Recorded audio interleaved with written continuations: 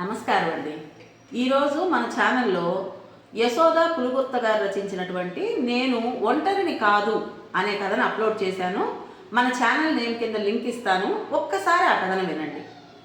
పెంచిన ప్రేమను మర్చిపోయి తల్లిదండ్రుల్ని భారంగా భావించి వృద్ధాశ్రమాలు పాలు చేస్తున్న బిడ్డలున్న ఈ సమాజంలో ఆ తల్లిదండ్రులు ఆ బాధ నుంచి బయటపడాలంటే ఏం చెయ్యాలి, ఏం చేస్తే ఈ బాధ నుంచి మనం బయటపడవచ్చు అనే విషయాన్ని ఒక చిన్న సజెషన్ మాదిరిగా ఈ కథలో రచయిత్రి వివరించారండి.